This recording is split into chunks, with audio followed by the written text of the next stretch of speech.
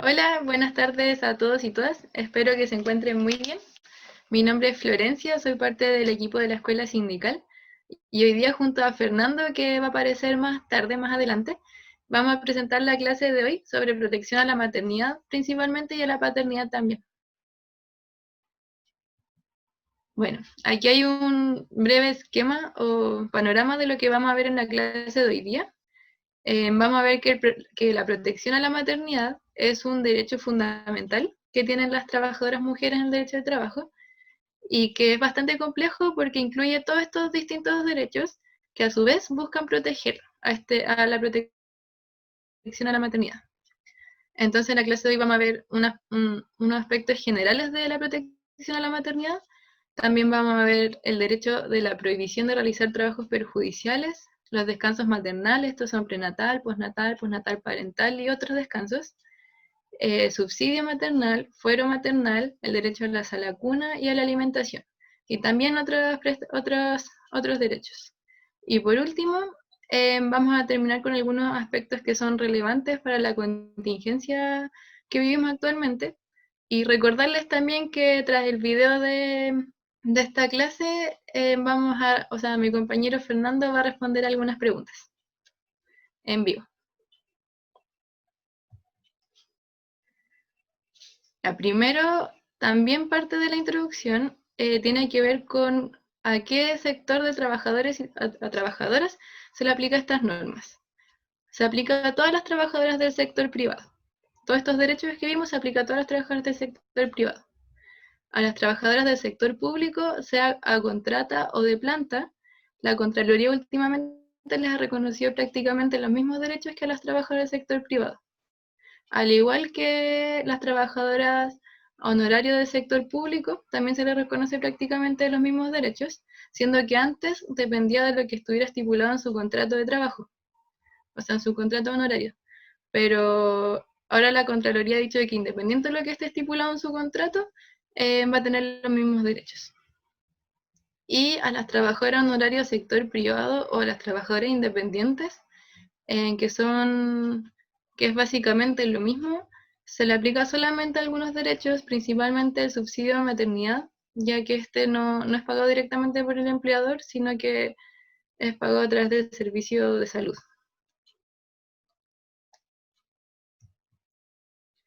Bueno, entonces vamos a ver aspectos generales primero de la protección a la maternidad. Se trata de un derecho fundamental, como les decía. Esto quiere decir que es inherente a toda persona humana, pero por su naturaleza en este caso es a la maternidad, pero también hay ciertos aspectos que protegen a la paternidad, que vamos a ver a medida que vayamos viendo los derechos. Se basa a su vez en la protección de los derechos de la infancia y de los derechos de la mujer, entendiendo esta como la persona que se embaraza y la que usualmente se dedica a la crianza de los hijos y de las hijas. ¿Cuándo surge este derecho? Surge en la época de la cuestión social en nuestro país, alrededor de 1917 en adelante, y en este contexto el modelo de industrialización se basaba en que el hombre era el proveedor y no reparaba en labores que desempeñaban mujeres, que en esa época desempeñaban hartas labores en la industria textil, como lavanderas, como vendedoras, entre otras. Entonces, el reconocimiento de este derecho es también parte del reconocimiento de la lucha de la clase obrera que se encontraba en ascenso, y los fines de esta legislación en específica se relacionaban con aspectos de la salud pública y reproducción de la mano de obra. Y es mucho más adelante, muy recientemente, que se incorpora la protección de la familia, la relación entre la familia y el trabajo y el equilibrio entre los roles de género.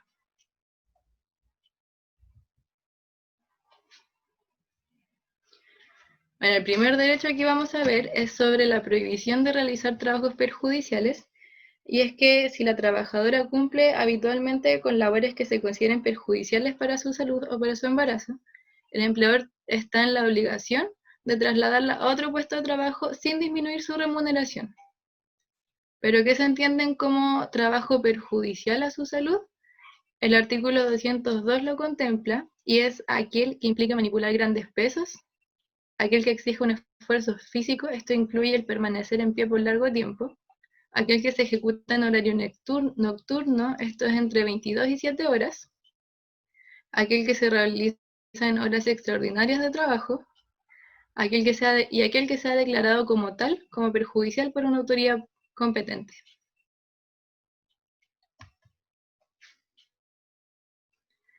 Bueno, el descanso maternal. Es el permiso que se le otorga a toda trabajadora en los periodos que son considerados como críticos para el embarazo. Y durante estos periodos tiene la prohibición de trabajar. Estos periodos o estos descansos se trata del prenatal, el postnatal y postnatal parental. El prenatal corresponde al descanso de 6 semanas antes de lo que esté estimado como la fecha del parto. ¿Se puede ampliar este descanso de 6 semanas? Sí. Se puede ampliar en el prenatal suplementario, que es en caso de que haya una enfermedad durante el embarazo, y se puede ampliar por indicación médica. En el prenatal prorrogado, que es lo que conocemos como parto tardío, es en caso de que se produjera el parto después de las 6 semanas del prenatal. Y este descanso se va a ampliar hasta que nazca el niño o niña, y solamente desde esa fecha se va a empezar a contar para el postnatal.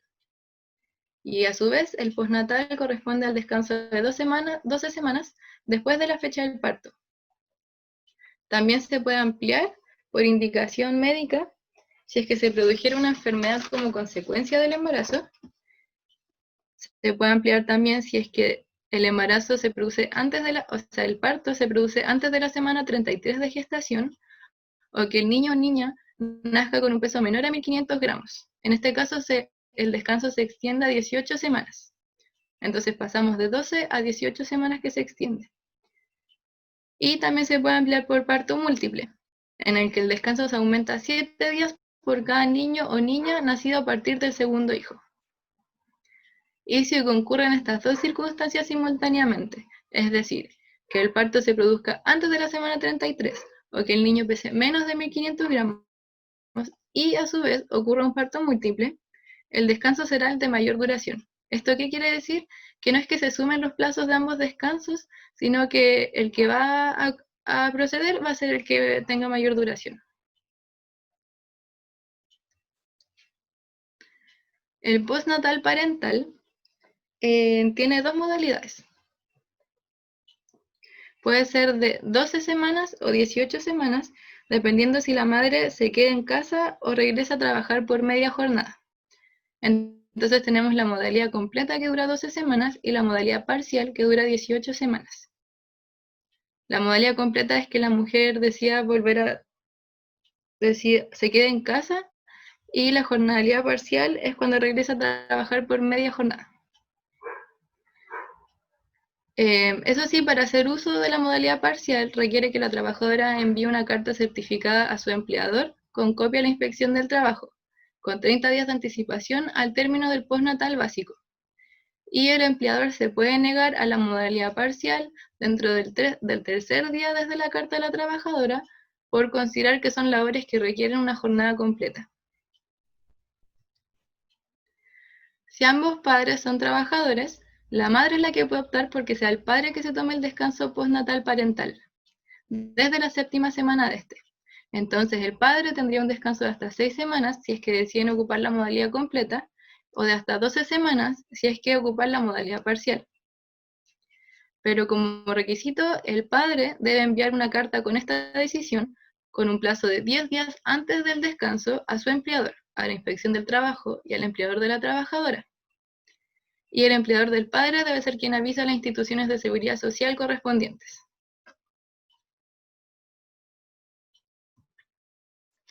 Bueno, entonces aquí a modo de repaso, vemos que el prenatal son las 6 semanas antes de la fecha que se esté estimada para el parto. Al momento del parto ocurren 12 semanas, que es el descanso del postnatal. Tras el postnatal básico, que es el primero, tenemos el postnatal parental, que puede ser de 12 semanas más si es que deciden ocupar la modalidad completa, o 18 semanas más si es que ocupan la modalidad parcial.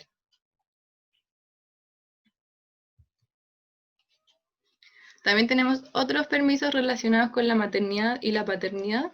Por ejemplo, el primero, que es el permiso del padre por nacimiento del niño o niña, que son 5 días de descanso pagados, y que los puede tomar inmediatamente después del parto de forma de corrida o distribuirlos dentro del primer mes.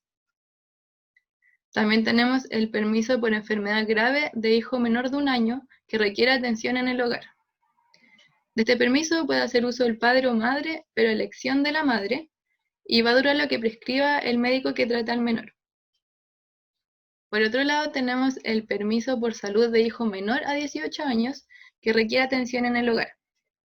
Este permiso se refiere cuando al hijo o hija haya sufrido un accidente grave o tenga una enfermedad terminal en su fase final, o tenga una enfermedad grave, aguda y con probable riesgo de muerte, todo ello acreditado por el médico que está a cargo del menor, y de este permiso puede hacer uso el padre o la madre, también a elección de la madre, y va a durar un máximo equivalente a 10 jornadas ordinarias de trabajo que deben ser recuperadas. Y por último tenemos un permiso contemplado en la ley SANA que puede hacer uso el padre o la madre de niños mayores a 1 año y menores a 18 años que sufran de cáncer. Este permiso dura máximo 90 días al año y para cada uno de los padres. Entonces ahora nos preguntamos si es que durante los descansos se va a recibir remuneraciones, y sí, la respuesta es sí, porque tenemos el derecho al subsidio maternal, que es un monto que equivale a la totalidad de las remuneraciones y asignaciones que perciba la mujer, y solamente se van a deducir las imposiciones previsionales y los descuentos legales que correspondan.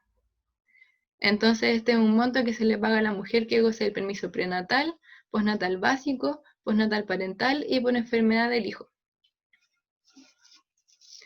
Se financia con el decreto Fuerza de Ley 150, que contempla las prestaciones familiares y tiene un tope de 73,2 UF. Es importante mencionar que no es el empleador quien pague este subsidio, sino que el servicio de salud, o sea, el servicio de salud a secas. Entonces, ante cualquier problema con el pago de este subsidio, hay que recurrir a la Superintendencia de Seguridad Social. Requiere que el contrato esté vigente al inicio de la licencia médica. Sin embargo, si el contrato termina durante el descanso, la trabajadora va a continuar percibiendo este subsidio maternal, aun cuando se otorgue el desafuero.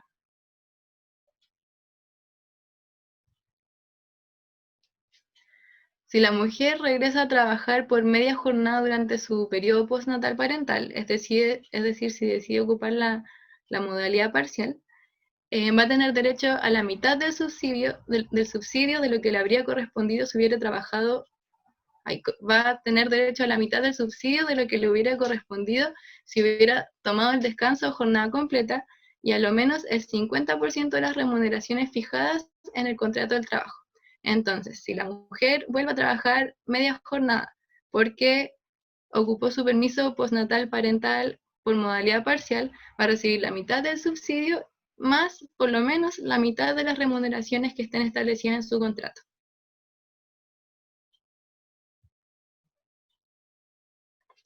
¿Cuáles son los requisitos para recibir este subsidio? Para las trabajadoras dependientes se requieren que tenga 6 meses de afiliación a una AFP con 3 o más cotizaciones previsionales, continuas o discontinuas, dentro de los 6 meses anteriores al prenatal. Sobre las trabajadoras que coticen en forma independiente o modalidad honorarios, requiere que tenga 1 año de afiliación a una AFP y 6 o más cotizaciones previsionales continuas o discontinuas dentro de los 12 meses anteriores al prenatal. Y también tenemos un subsidio especial por maternidad para aquellas mujeres que no tienen un contrato vigente a la 6ª semana anterior al parto. Estos son generalmente trabajadoras temporeras por obra, servicio o faena. Y como requisito va a ser que tenga 1 año de afiliación a una AFP, 8 o más cotizaciones previsionales continuas o discontinuas de los 24 meses anteriores al prenatal.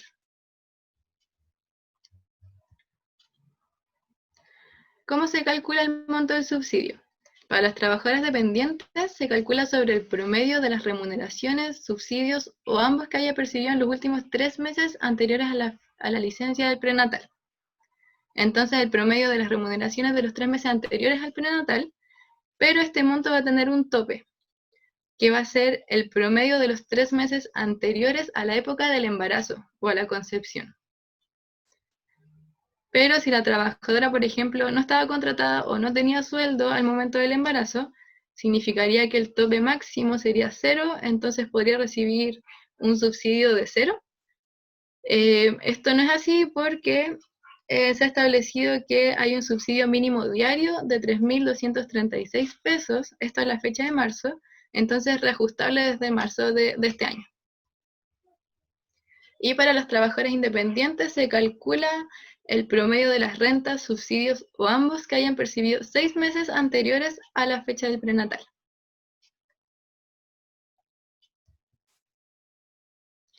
Ahora vamos a ver el fuero maternal. Bueno, primero es importante mencionar que el fuero no es precisamente una protección a secas contra el despido, como dice aquí, sino que se puede despedir al trabajador o trabajadora que tenga fuero siempre y cuando haya una autorización de un juez, que es lo que se va a explicar el Fernando más adelante. Entonces, sí, es una especial protección contra el despido de ciertos trabajadores siempre, y se puede despedir siempre que haya una autorización del juez. Esto puede ser por libertad sindical o por maternidad. Y como en la clase de hoy día nos importa específicamente el fuero maternal, es aquel derecho que tiene toda mujer embarazada o en descanso maternal de no ser despedida por su empleador, sino con una autorización de un juez.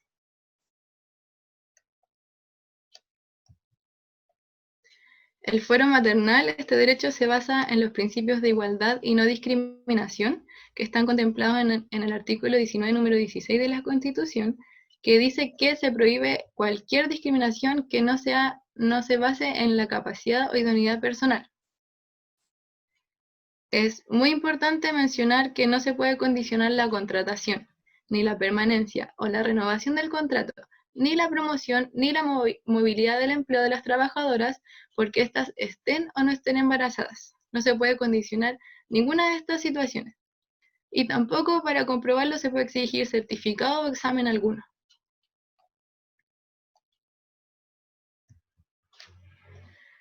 Bueno, entonces el fuero maternal como protección contra el despido dura desde la concepción del niño o niña hasta un año después de vencido el permiso postnatal. Esto quiere decir que dura durante todo el periodo del embarazo, más todo el periodo del postnatal, más un año después. Y el fuero se va a mantener si es que la trabajadora cambia de empleo en este periodo. Si el padre usa el permiso postnatal parental, también va a gozar de fuero, pero su fuero va a durar lo que equivale al doble de la duración de su permiso, a contar de los 10 días anteriores al comienzo del uso de este mismo permiso, y no va a poder exceder los 3 meses. Y si fallece la madre o el padre va a tener el derecho al permiso, al subsidio de maternidad y al fuero que les faltaba. Bueno, hasta aquí queda la clase de hoy conmigo. Ahora va a seguir Fernando. Espero que se haya entendido todo y que les haya sido muy útil. Hola compañeras y compañeros, mi nombre es Fernando y voy a continuar con la clase de Florencia y me toca la parte de los juicios del fuero, ¿ya? A los que se puede ver enfrentada una persona con fuero maternal.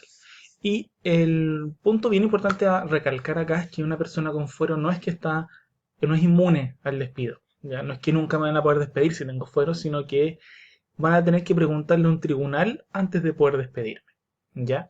Entonces, por ejemplo, o no por ejemplo, sino que la regla general es que nuestro sistema, si a mí me despiden, no sé, por ausencia, y en realidad no falté esos días, lo que va a pasar es que yo puedo demandar y el despido va a ser injustificado, ¿ya? Y ese despido injustificado significa que me van a dar un recargo mayor a mis indemnizaciones, pero no voy a volver a trabajar, ¿ya? No es una protección total de la estabilidad del empleo. El fuero cambia esta lógica. Cuando una persona tiene fuero, ya no es despido primero y pregunto después, sino que es pregunto primero. Entonces, una persona, no sé, en el mismo sentido, si yo tuviese fuero y me demandaran o le pidieran al juez autorización para despedirme por ausencias, y en realidad nunca fueron esas ausencias, se asistió todos mis días a trabajar, entonces el juez va a decir no, no se puede despedir a esta persona y tiene que seguir trabajando. Ya no es que me despiden igual con indemnizaciones, sino es que me protege ante la posibilidad de un despido injustificado. Ya no me van a despedir, sino que me van a mantener trabajando cuando tengo fuera. Ya. Dicho esto, entonces bueno, hay dos etapas a las que hay que referirse. Primero, antes del despido, donde se puede provocar un juicio de desafuero, y en caso de un despido irregular con fuero. ¿Ya? Vamos a ver ambos casos. Primero, el juicio de desafuero es esta autorización previa. O sea, es cuando el empleador va donde el juez y le dice, ¿sabe qué? Quiero despedir a esta persona, tiene fuero, así que voy a probar que las causales de despido se produjeron, y cuando las pruebe, quítele este fuero para yo poder despedir. ¿Ya? ¿Por cuáles razones se puede despedir a una persona con fuero? O puede pedirse el desafuero a una persona. ¿Ya? Primero, por el vencimiento del plazo. ¿Ya? Si el contrato era plazo fijo, va a llegar el término del plazo y el empleador quiere despedir a esa persona, tiene que desaforarla. No, no basta con esperar al término del plazo. ¿Ya? Si tiene fuero, tiene que pedirse esta autorización previa. ¿Ya? Eso en primer lugar y por regla general. ¿Ya? Luego, conclusión del trabajo o servicio que dio origen al contrato. Esto es para los contratos a plazo o por hora. ¿Ya? En estos casos también tiene que solicitarse al juez el desafuero. No basta con esperar a que termine la obra. ¿Ya? Y en tercer lugar, todas las causales de caducidad del artículo 160 del Código del Trabajo. ¿Ya? Estas son las causales por culpa. ¿Ya? O sea, las ausencias, eh, las vías de hecho, los casos de acoso laboral a la persona que realiza el acoso laboral, eh, poner en riesgo la vida de los trabajadores o de sus compañeros o los bienes de la empresa de forma dolosa. Todo ese tipo de causales son las del 160. Entonces, ¿cuál es el gran ausente, felizmente? Es la del despido por necesidades de la empresa. ¿Ya? O sea, a una persona no la pueden desaforar por necesidades de la empresa. Sí por las otras causales, sí por las del 160, sí por las del 159, número 4 y número 5. ¿Ya? Pero por necesidades de la empresa, ningún juez va a decir que sí. ¿Ya? Entonces, por lo menos hay esa protección ante ese despido que en la gran mayoría de las veces es un despido más o menos de mentira. ¿Ya? Así que eso respecto de el despido por necesidad de la empresa. Ahora bien, hablamos de el despido contra la trabajadora sujeta a contrato, ¿cierto? De contrato a plazo fijo. En estos casos, el juez, o tal vez de forma anterior, en una jurisprudencia más antigua, los jueces simplemente verificaban que se cumpliera eso. O sea, llegaba el plazo, el empleador demandaba y el juez decía, sí, perfecto, llegó el plazo y eso es lo único que voy a revisar. ¿Ya? Y bueno, despidamos a la trabajadora o desaforámosla porque ya llegó el plazo. Como si fuese una cuestión tan simple y objetiva. ¿Ya? Pero felizmente los jueces han interpretado de forma adecuada el artículo 174 del Código del Trabajo, porque este artículo es el que regula la posibilidad de desaforar a una persona. Y el juez aquí dice que podrá conceder, ¿ya? O sea, podrá conceder el desafuero si es que se configura la causal, ¿ya? Y desde este podrá, los jueces han interpretado que llegado el plazo, el cumplimiento del plazo fijo, no es obligatorio que digan que sea el desafuero. ¿Y cuándo no sería obligatorio? Cuando el juez estime que no procede un desafuero. ¿Por qué sería, por ejemplo? Porque, por ejemplo, las normas de protección a la maternidad, como dijo Florencia, son derechos fundamentales. Es un derecho fundamental la protección a la maternidad. Entonces, hay jueces que interpretan que no es necesario o no es suficiente que llegue el término del plazo si es que, por ejemplo, la trabajadora puede ponerla en otro lado. ¿Ya? O, por ejemplo, si su labor se va a seguir realizando. ¿Ya? Entonces, lo que hay que sacar al limpio de esta interpretación, y aquí están las posiciones jurisprudenciales, para que esta presentación la van a tener a su disposición para poder revisarla de nuevo. ¿Ya? Eh, lo que hay que sacar al limpio en esto es que si hay una trabajadora con fuero y llega el término del plazo de su contrato, no está todo perdido, ¿ya? Sino que el juez la va a tener que desaforar, y existen razones por las cuales podría no desaforar a la trabajadora. Por ejemplo, que la protección de la maternidad es más importante, tal vez que es el único ingreso en la casa, o tal vez que las labores de la trabajadora, si bien era a plazo fijo, hay otras personas que van a seguir haciendo sus labores, entonces yo también podría continuar haciéndolas, ¿ya? Existen hartas posibilidades de evitar ese desafuero, aun cuando sea un contrato a plazo fijo, ¿ya? Eso es lo feliz de esta, o la buena noticia, por lo menos de esta clase o de esta interpretación, ¿ya?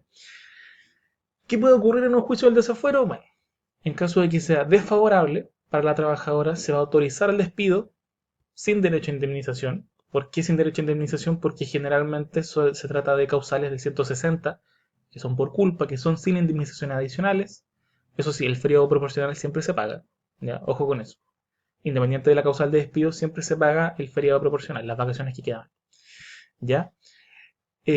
O también si termina por plazo, llegada del plazo o llegada llegada del plazo fijo por lo menos, existiría este despido sin indemnización. En caso de los despidos por obra hay ciertas indemnizaciones que pueden ocurrir, entonces eso no lo voy a decir tan enfáticamente, pero el resto sí sería sin indemnización. ¿Ya? Y obviamente la necesidad de la empresa no va a ser nunca un desafuero, así que no habría posibilidad de que eso ocurra. Y en caso de un resultado favorable, el juez va a ordenar dos cosas. Primero, no, si es favorable a la trabajadora, normalmente la trabajadora no va a haber sufrido nada. O sea, si inició el juicio del desafuero, es importante saber que la trabajadora, porque inicia este juicio, no está despedida. ¿Ya? La mera demanda del desafuero no es un despido. Entonces la trabajadora tiene que seguir trabajando. Le va a llegar la notificación en la casa y va a decir, bueno, usted está en una demanda, pero ella tiene que seguir trabajando. ¿Ya? Eh, Hay una excepción a eso, sí.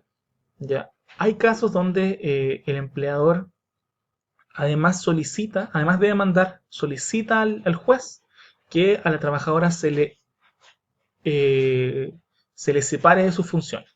Y le diga al juez, ¿sabe qué? Es probable que me diga que sea el desafuero, así que saque a esta trabajadora de sus funciones y obviamente sin pago de remuneración.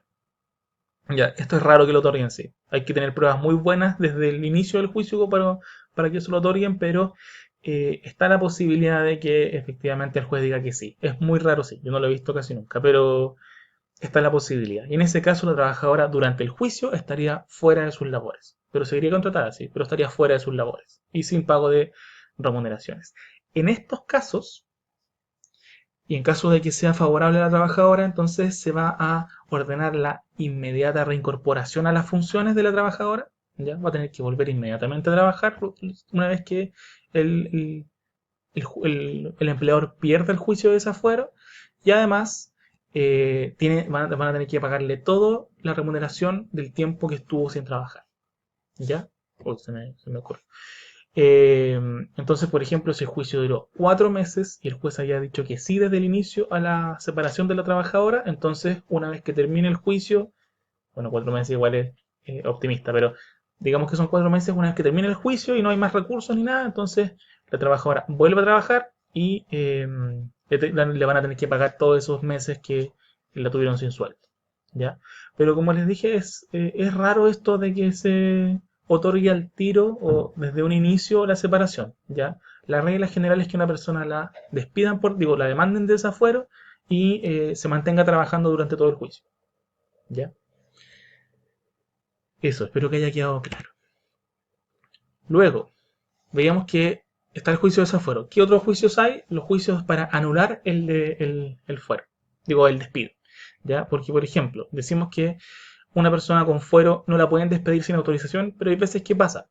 Hay veces que es normal que ocurra, ¿no? Hay empleadores que son bastante más tercos que otros, o empleadores que no sabían que la trabajadora tenía fuero. ¿Ya? Un caso muy normal o muy usual es que, no sé, despidan a la trabajadora y ella se dé cuenta, ya tiene, no sé, 3 meses de embarazo, pero no lo sabía. Entonces, después de despedida, se da cuenta que estaba con fuero, porque el fuero, como vimos con Florencia, es desde el inicio del embarazo. Entonces, una persona con 3 meses de embarazo tiene 3 meses de fuero, lleva 3 meses de fuero. Entonces, esta trabajadora la despiden, va al doctor por alguna síntoma y descubre que está embarazada. Entonces, ahí, ¿qué puede hacer? Volver a trabajar, ya porque estaba con fuero y no había autorización judicial para despedir. ¿Ya? Normalmente esto debiese ser rápido, debiese ser fácil y la trabajadora solo con su certificado de embarazo debería poder llegar a la empresa y decir, ¿sabe qué? Tenía fuero, así que reintégrenme, ¿ya? Y el empleador va a estar obligado a hacerlo. Si el empleador se niega, bueno, estaría la vía administrativa, que es la denuncia ante la Dirección del Trabajo. Ya, y ahí la trabajadora tendría que ir, un fiscalizador probablemente le acompañaría a la empresa y le diría, ¿saben qué? El fiscalizador diría bueno, reintégrenla, porque tenía fuero. Entonces no la pueden despedir sin autorización. ¿Ya? Si el empleador se niega a esto y incurre en esta negativa, bueno, va a haber una multa, probablemente, de 14 a 70 UTM. Entiendo que ese es el monto actual, que puede doblarse o triplicarse en mediana y gran empresa. Y esa sería la vía administrativa. ¿Ya? Y la vía administrativa, la finalidad obviamente es obtener multas principalmente. ¿Ya? Esa es generalmente el efecto de acudir a la inspección del trabajo. Y las multas que sirvan como incentivo o desincentivo a que el empleador siga incumpliendo con su eh, obligación. ¿Ya? Y el segundo mecanismo de acción sería la vía judicial. ¿Ya? ¿Y cuál es esta vía judicial? Bueno, accionar de nulidad del despido. ¿Ya? Y esto no hay que confundirlo con el juicio por nulidad del despido por cotizaciones laborales impagas, que tiene otros efectos, sino que este juicio de nulidad del despido es para dejar sin efecto el despido ilegal de la trabajadora con fuero. ¿Ya? Entonces, si después de ir a la inspección y presentar simplemente el certificado, el empleador sigue sin querer reintegrar a la trabajadora, o de hecho ni siquiera es necesario tanto acudir necesariamente a la inspección, pero es lo más recomendable, eh, va a haber un plazo de 60 días desde el despido para que la trabajadora pueda demandar. ¿Ya? Y esto es en un procedimiento monitorio, ya que es un poco más corto, que es presentar simplemente los antecedentes al tribunal y el tribunal va a fallar de inmediato va a emitir una sentencia y eventualmente se puede hacer una audiencia si es que una de las partes reclama, ¿ya? Y para la prueba bastará la sola presentación del certificado médico.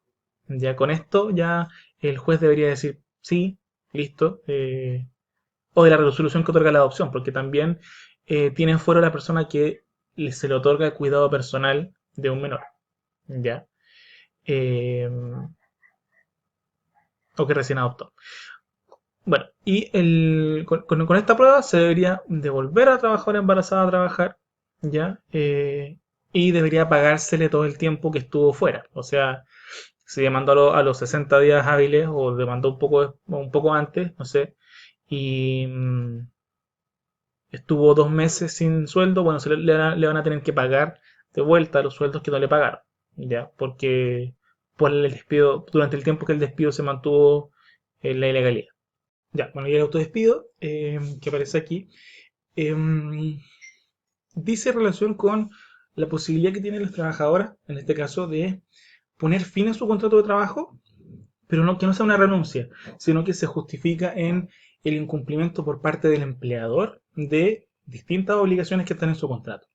Ya, entonces, por ejemplo, si no se pagan las cotizaciones previsionales en algún tiempo, o si el empleador incurre en actos de acoso laboral, en esos casos la trabajadora puede terminar con su contrato y se le van a tener que pagar las indemnizaciones como si fuese un despido injustificado.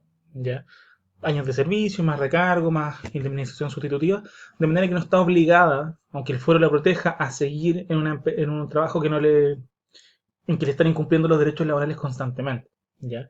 Entonces, pusimos esta última parte aquí sobre jurisprudencia en caso de autodespido, puesto que la Corte Suprema ya ha dicho varias veces que en caso de que la trabajadora se autodespida y que el autodespido se considere, bueno, válido obviamente, o más que válido, con forma de derecho, eh, va a tener derecho, además de las indemnizaciones, a recibir una remuneración por cada mes que le faltaba de fuero. Entonces le van a tener que pagar todo el tiempo que le quedaba de fuero en remuneración, ya que es bastante grande el monto.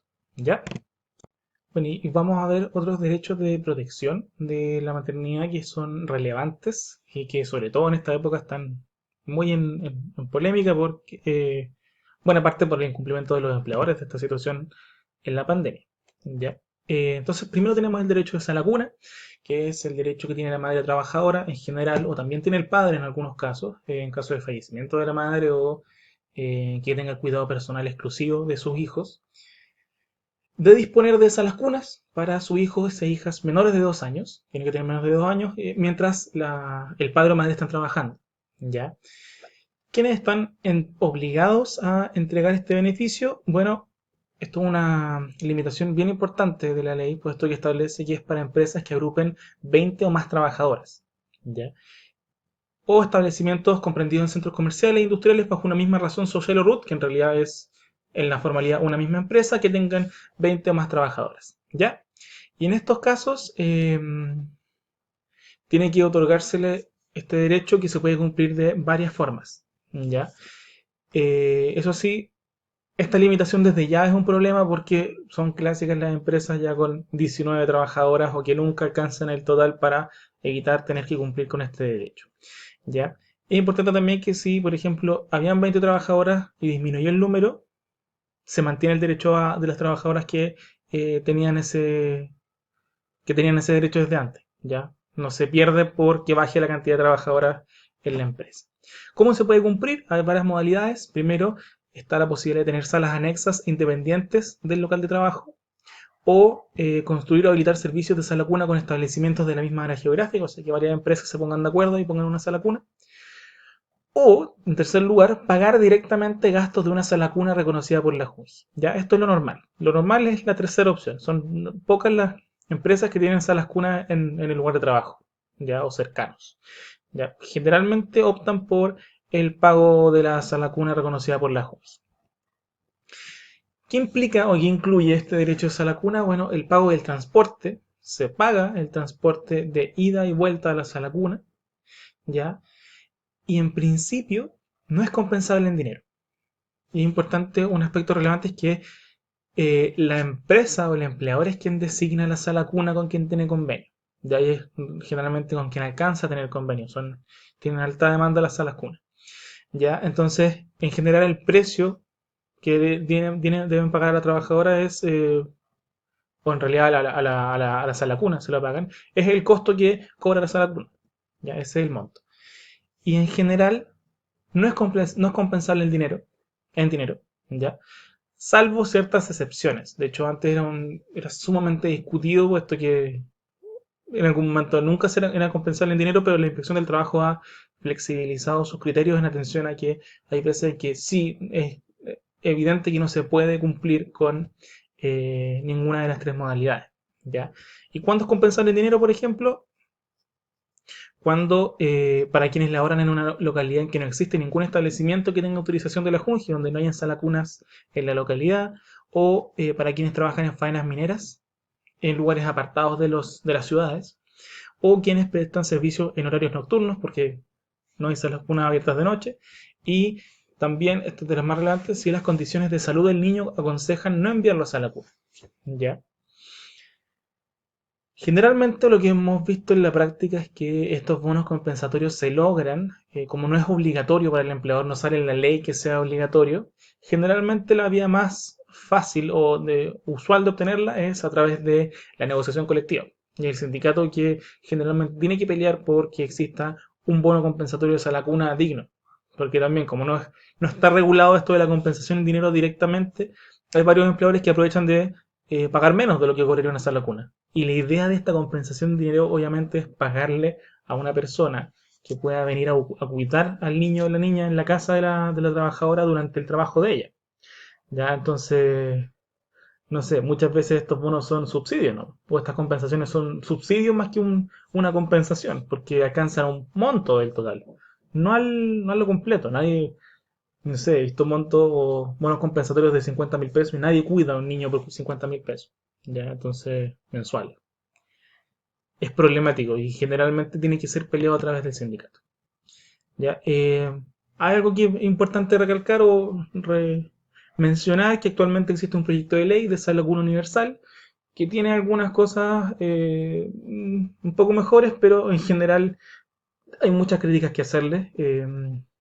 Es el proyecto Salario Universal que busca que las personas que no que la cobertura de la sala cuna abarque a todos, no solamente a quienes trabajen en empresas con 20 trabajadoras o más, ¿ya? Que igual es una vara bien desagradable, ¿ya? O bien poco feliz porque deja a mucha gente fuera. Por esto es universal, ¿ya? Pero el problema es que viene subsidiado por el Estado y una obligación que debe ser de los empleadores pasa a ser eh, del Estado. Bueno, y entre otras muchas críticas que se le pueden hacer a ese proyecto de ley, pero que actualmente se encuentra eh, en el Congreso, pero está un poco entrampado. Ya lleva más de 20 meses en tramitación y sobre todo en esta época, no hay tanta voluntad, no hay mucha voluntad de hecho de sacarlo, ya, o de finalmente dictarlo. Así que habría que esperar a ver qué ocurre con esa situación, ¿ya? Y sobre el derecho a sala cuna y su cumplimiento ahora, vamos a verlo en un momento más. Ya. Luego tenemos el derecho de alimentación, que es el derecho que tiene la madre o padre trabajador, en caso de que proceda, de disponer de 1 hora al día, a lo menos, para dar alimento al hijo menor o hija menor de 2 años. ¿Ya? Es irrenunciable y no está sujeto al derecho a la cuna, no tiene este requisito de 20 trabajadoras o más dentro de la empresa. ¿Ya? Entonces, también tiene formas de ejercitarlo, pero esto ya no depende del empleador, sino que es a opción de la trabajadora. ¿Cuáles son sus opciones? Primero, puede hacerlo en cualquier momento dentro de la jornada de trabajo, o, esa es la primera opción, o dividiendo en media hora y media hora el tiempo de alimentación, ¿ya? O postergando o adelantando en media hora o 1 hora el inicio o término de la jornada de trabajo. ¿Ya? Entonces hay cierta libertad para la trabajadora de ejercerlo cuando lo estime conveniente. Ya la idea es que pueda acudir a donde esté su hijo o hija para alimentarlo, ¿ya? Siempre y cuando sea menor de 2 años. Eh, es, tiene varias apreciaciones que hacerle también. Entonces tenemos que el tiempo usado para alimentación es parte de la jornada de trabajo. ¿Ya? Y además la hora de alimentación incluye el tiempo de viaje de la madre o del padre. No tendría sentido que tuvieran una hora de alimentación si es que se demoraran media hora a la sala cuna y media hora de vuelta al trabajo. En este caso no tendría sentido que fuera solamente 1 hora. Entonces, al tiempo de viaje se le suma a esta hora de alimentación. ¿Ya? Y se entiende todo parte del derecho a la alimentación y por lo tanto es parte de la jornada de trabajo trabajada. ¿Ya? En tercer lugar, también se paga el gasto de transporte por ir a alimentar al hijo o la hija que pueden estar en una sala cuna más lejos. Esos gastos de transporte, si tengo que tomar una micro o el metro, se tienen que pagar. ¿Ya? Esos pasajes. Pero respecto de esto, la inspección del trabajo ha hecho ciertas distinciones. Y si bien la inspección del trabajo no tiene la última palabra en el derecho del trabajo, sí es un parámetro para muchos jueces o para muchos empleadores. Entonces, si la inspección del trabajo generalmente dice algo, es difícil contrariar, por lo menos en las primeras etapas de la inspección. ¿Ya? Entonces, ¿qué ha dicho la inspección del trabajo? Que en caso de que la trabajadora haga uso de este tiempo dentro de su jornada de trabajo, o sea, salga del trabajo a alimentar al hijo y después vuelva a trabajar, en ese caso siempre se paga el transporte y se imputa a la jornada la hora de alimentación, digo, el tiempo de viaje hacia donde esté el hijo, ¿ya? Pero cuando se trata de la trabajadora haciendo uso, atrasando su jornada o atrasando el tiempo de entrada o adelantando el tiempo de salida, ¿ya? En 1 hora, cuando deja su horario o su derecho a alimentación para las horas finales o los extremos de la jornada, en ese caso solo se paga el transporte y se imputa el viaje a la hora de alimentación si es que el hijo o la hija está en sala cuna, ¿ya? Si el hijo o la hija están en la casa, entonces no se le tiene que pagar transporte y el tiempo de viaje no es parte de la hora de alimentación. Bueno, ese es el criterio de la inspección. No es tan adecuado o protector de los derechos de los trabajadores, a mi parecer, pero como múltiples veces le hemos mencionado, los criterios de la inspección generalmente atienden a los gobiernos de turno. Entonces, este criterio fue el 2019, donde estaba este gobierno actualmente. ¿Ya? Y sabemos dónde están sus intereses. Pero bueno, además este derecho de alimentación es por cada hijo, o sea, por cada hijo o hija menor de 2 años hay 1 hora de alimentación, si tengo dos horas de alimentación. y tiene la misma duración para trabajadores jornada parcial o a jornada completa, porque la ley no hace distinción. Entonces, no importa cuánto dure mi jornada, siempre tengo esta hora de alimentación. Y esto es lo que ha dicho la Dirección del Trabajo también: si no hay acuerdo en cuanto a la alternativa que va a tomar la trabajadora, prima la opción de la trabajadora. Es ella finalmente quien decide, idealmente por acuerdo, pero la trabajadora es quien decide cuándo y cómo usa su derecho a alimentación. ¿Ya? Eso en cuanto a los derechos adicionales por ahora. ¿Ya? O sea, los derechos adicionales de protección. ¿Ya? Lo que vamos a ver ahora último es ya más adecuado a la realidad actual, cómo han respondido a la crisis sanitaria los distintos organismos administrativos, judiciales y varios empleadores. ¿Ya? Eh, Eso, así que la información que vamos a dar ahora es relativamente reciente, relativamente nueva y puede cambiar un poco, pero esto es lo que hemos encontrado hasta ahora. ¿Ya? Y dentro de estos asuntos bastante importantes tenemos en primer lugar lo que ha ocurrido con la protección a la maternidad y el deber de protección de la salud de los trabajadores, de la salud y seguridad de las trabajadoras y trabajadores dentro del estado de pandemia. ¿Ya? Y aquí tenemos que, desde un inicio, tanto por los distintos medios de comunicación, nos hemos enterado de que existen grupos de riesgo del virus, dentro de la posibilidad de contagiarse del virus y la gravedad de los síntomas que pueden tener en esas personas. ¿Ya? Y ante esto fueron los sindicatos muchas veces los que actuaron primero, demandando a sus empresas, señalando que mantenían trabajando, bueno, entre otras varias cosas o varios incumplimientos, tenían trabajando a gente en grupo de riesgo mientras estaba esta pandemia latente en todo nuestro país. ¿Ya? Y que aquí lo más prudente era mandar a las personas en cuarentena pagándoles sus remuneraciones. ¿Ya? Y aquí tenemos ciertos casos, como sabemos todos, las autoridades no han actuado muy rápidamente, sino que en este lamentablemente han tenido que actuar los tribunales. ¿Ya? Y acá tenemos tres causas específicas, ¿ya? Donde se decretó cuarentena, solicitado por el sindicato, se decretó una cuarentena como medida cautelar mientras duraba el juicio, cuarentena obligatoria para las personas que estuvieran en grupo de riesgo. Y estas cuarentenas implicaban, o implican, porque muchas se encuentran vigentes, implican que las personas en grupo de riesgo no pueden seguir trabajando en la empresa durante la pandemia y tienen que ser enviadas a sus casas con el pago de remuneración. Esto es bien importante. ¿Ya? ¿Por qué? Porque la empresa está cumpliendo con su deber de protección. Entonces no puede con esto perjudicar las remuneraciones de los trabajadores que pretende proteger. ¿Ya? Y ni siquiera es que los pretenda proteger, los fue ordenado por el tribunal. ¿Ya? Y aquí es bien particular porque en todas estas sentencias, aunque no son sentencias, son medidas cautelares, se ha decretado que grupo de riesgo son las personas con mayores de 60 años, con enfermedades base preexistentes, con tratamientos inmunodepresivos y enfermedades base como diabetes, hipertensión o enfermedades crónicas respiratorias. ¿Ya? Estas personas las consideran grupo de riesgo.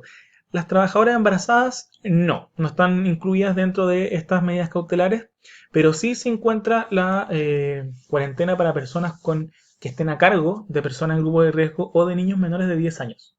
¿Ya? Entonces aquí encontramos un atisbo de protección a la maternidad de parte de los tribunales. Y en la circular 42 de la Dirección del Trabajo, ya que salió el 26 de mayo, tampoco se considera a las trabajadoras embarazadas como parte del grupo de riesgo, pero sí se considera como un grupo especial. ¿Ya? Entonces, eventualmente podrían seguir trabajando, pero tienen que cumplirse estrictamente las medidas de seguridad, sobre todo atendido que no pueden realizar trabajos perjudiciales y que el empleador tiene el deber general de protección. ¿Ya? Entonces, a estas trabajadoras no las trata dentro de las personas en grupo de riesgo, pero sí se consideran como personas sensibles a la pandemia. Ya eso es lo que hemos podido ver hasta ahora de tribunales y del órgano administrativo. ¿Ya? Eso sí, obviamente estas son sentencias recientes, esta es una circular reciente, esta circular 42 no es un dictamen, es un documento que obliga solamente al funcionamiento de la inspección, no es un dictamen que interpreta la ley. ¿Ya? Entonces, es una circular que habla de las fiscalizaciones en terreno por denuncias por falta de protección a la vida y seguridad de los trabajadores. ¿Ya? Ahí considera que las trabajadoras embarazadas tienen que tener protecciones especiales. ¿Ya? Eso. Bueno, y hay información reciente, entonces puede cambiar, puede mejorar, pero hasta ahora es lo que hemos visto. Luego de esto tenemos la aplicación de la ley 21.227, que es la mal llamada Ley de Protección al Empleo, que introduce dos, bueno, no es la clase para revisarla a profundidad, pero es la que introduce dos mecanismos. Una es de suspensión del contrato de trabajo y otro es de reducción de jornada, ambos con reducción del sueldo o suspensión del sueldo, y se paga por AFC. Creo que todos hay pleno conocimiento de la situación. ¿Ya? ¿Qué decía esta ley respecto de las trabajadoras con fuero maternal? El artículo 9 de la ley original del 1 de abril del 2020 señalaba la prohibición de reducción de jornada para trabajadores y trabajadoras con fuero maternal o sindical. Ya estas personas tenían prohibida la reducción, pero no decía nada respecto de la suspensión. Entonces, ¿qué pasa con todo lo que se deja en el aire en el derecho del trabajo de forma irresponsable? Bueno, lo que siempre pasa es que los empleadores muchas veces se aprovechan de la situación. Entonces, muchas trabajadoras embarazadas fueron suspendidas en sus contratos, aunque eso es atenta en contra de la protección de la maternidad, pero es lo que ocurrió. Y nuevamente, ante la incertidumbre, fueron los sindicatos o las personas individualmente consideradas las que tuvieron que ir a tribunales a buscar alguna forma de protección. Y tenemos algunos casos favorables, pero tenemos también muchos casos de la Corte de Apelaciones de Santiago, que se negó constantemente a conocer de los recursos de protección. O sea, algunos sí los conocía, pero otros simplemente llegaban hasta la admisibilidad. La Corte decía que no era de su competencia nomás y listo. Pero acá tenemos algunos casos favorables, por ejemplo, la Corte de Apelaciones de Valdivia, en este rol de protección 130 del 2020, 1130 del 2020, donde ya hay una sentencia y se dejó sin efecto la suspensión a las trabajadoras embarazadas con fuero maternal, ya, o también la Corte de Apelaciones de Punta Arenas, que también tomó como medida cautelar o orden de no innovar, ordenó que quedara sin efecto la suspensión del contrato de la trabajadora con fuero maternal, y todo esto a pesar de que no había prohibición. Ya, o sea, la ley no señalaba nada sobre las suspensiones de las personas con fuero maternal, y estas cortes dijeron no se puede suspender a la persona con fuero maternal, ya independiente de que no lo diga. Y aquí en el segundo juzgado de letras del trabajo de Santiago también encontramos una medida cautelar bastante sensata, donde también existía una trabajadora que demandó porque, no recuerdo si era una trabajadora o un sindicato, pero había una demanda porque habían trabajadoras embarazadas suspendidas o con fuero maternal suspendidas en sus contratos, y el análisis que hizo el juez fue que comparó la suspensión del contrato con un despido. Entonces dijo, las suspensiones son parecidas a un despido y las personas con fuero maternal están protegidas de los despidos. ¿Ya? Entonces es contrario a derecho que exista una suspensión del contrato simplemente atentando en contra del fuero maternal. Y en las cortes de apelaciones, en estas causas, encontramos razonamientos parecidos, o sea, de que la suspensión del contrato de las trabajadoras atenta contra su estabilidad en las remuneraciones, en el sustento que son para su hogar y en la protección que la ley otorga a las trabajadoras, como vimos, tanto en cuanto al derecho de los niños eh,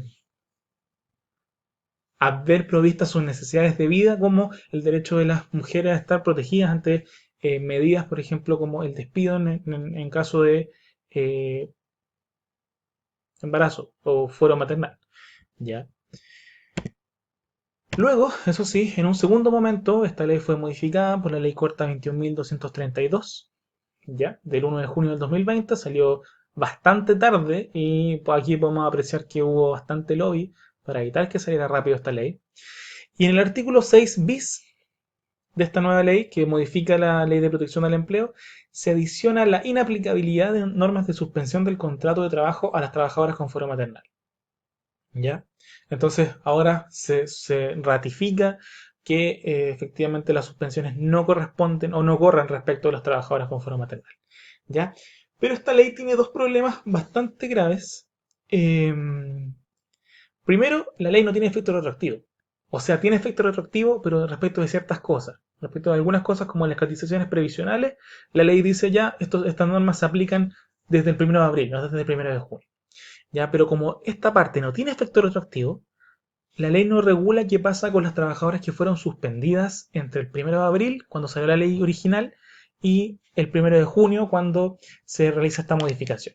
¿Ya? Entonces, si no tenemos criterios de qué es lo que va a pasar con esas trabajadoras, un empleador perfectamente puede entender que está bien haberla suspendido o que tienen que mantenerse en suspensión. ¿Ya? Y si la ley no lo resuelve, van a tener que resolverlo otros organismos, como por ejemplo han tenido que hacerlo los tribunales, ¿ya? O los sindicatos a través de las demandas de tribunales, dejándole una situación de incerteza jurídica que perfectamente podría haberse arreglado, pero obviamente hay intereses mayores en estos tratamientos. ¿Ya? Así que lo bueno es que ya hay sentencias que dicen que la suspensión de antes no se podía aplicar a las trabajadoras tampoco. ¿Ya? Y habrá que, lamentablemente, pelear en esos ámbitos la protección de las trabajadoras con fuero maternal. ¿Ya?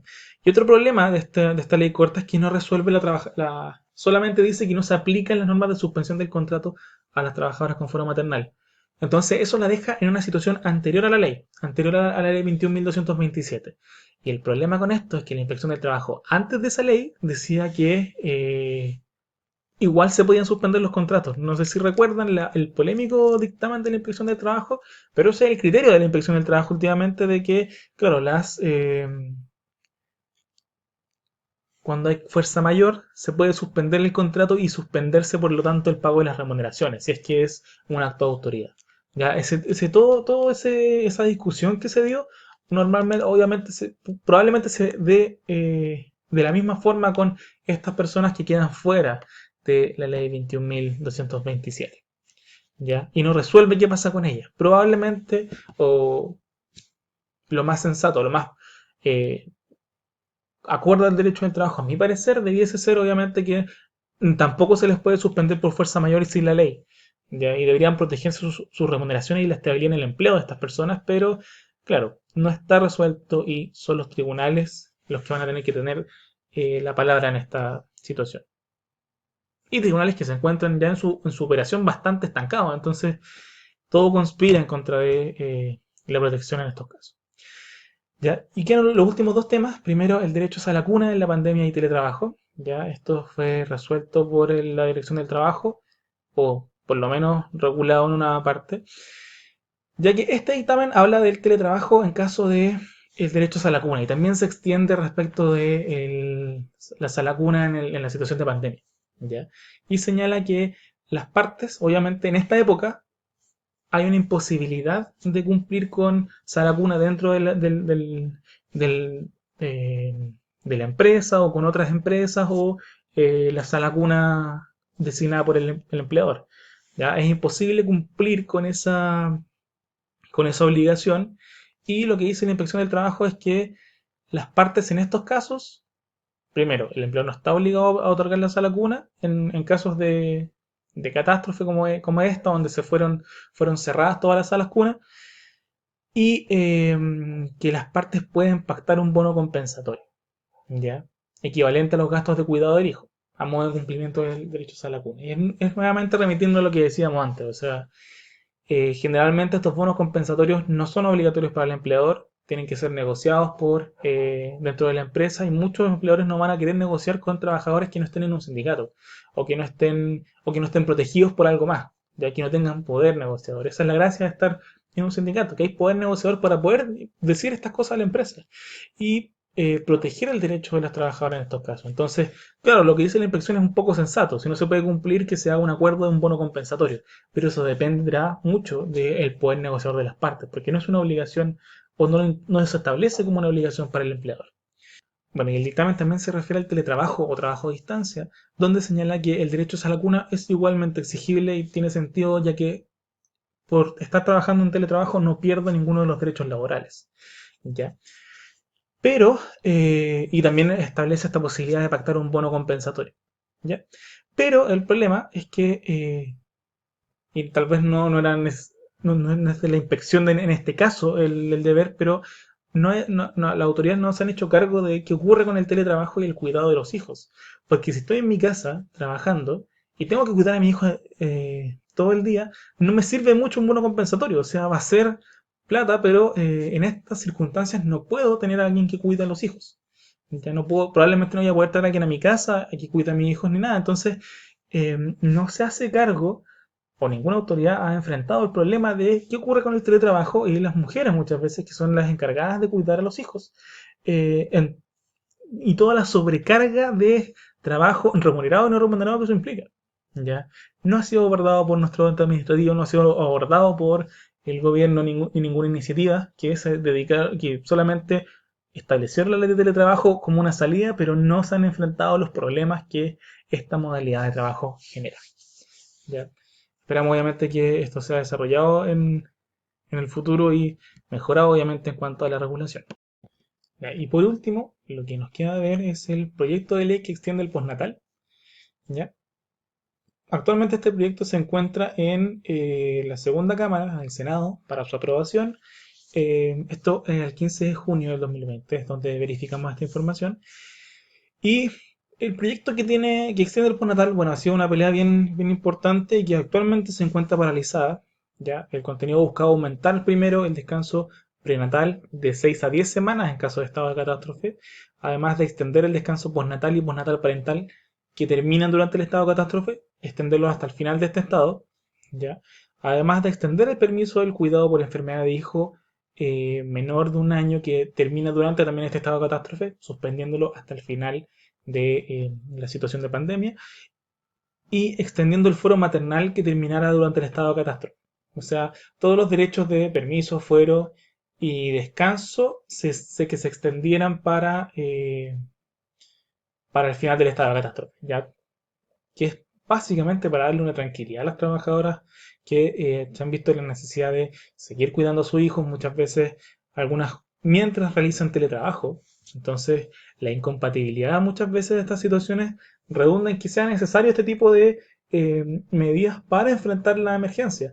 Pero, y todo esto tendría un efecto retroactivo el 18 de marzo del 2020, o sea, todos los descansos que hubiesen terminado o los permisos o los fueros que hubiesen terminado durante la pandemia se revivirían, por decirlo de alguna forma. ¿Ya? Afectaría o alcanzaría a todas las personas. ¿Ya? Entonces es un proyecto de ley bastante sensato, pero que ha recibido una oposición tremendamente fuerte de los sectores más pro empresa de este país y hasta el gobierno ha dicho que es inconstitucional. ¿Ya? Porque se trata de un proyecto que implicaría gastos por parte del Estado, pero que no, y cuando se trata de proyectos que tengan estas características, tienen que venir del presidente de la República. Y como este no viene del presidente de la República, sería inconstitucional. ¿Ya? Y esto no solamente implica una incerteza terrible para las trabajadoras y trabajadores que requieren de estas extensiones, sino que además da más argumentos para cambiar la constitución porque evidentemente eso es un punto que está errado, no puede depender del presidente de la República, de una sola persona, eh, que en este caso las trabajadoras tengan seguridad de el cuidado de su salud como la de su familia.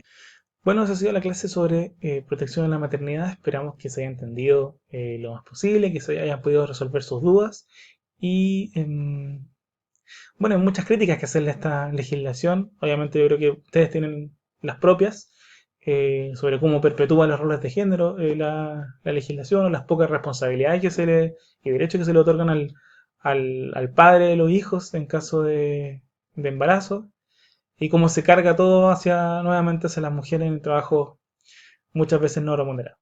Pero eso, yo creo que bueno, vamos a seguir con la sección de preguntas y respuestas y consultas, así que eso, probablemente nos veamos en unos segundos más.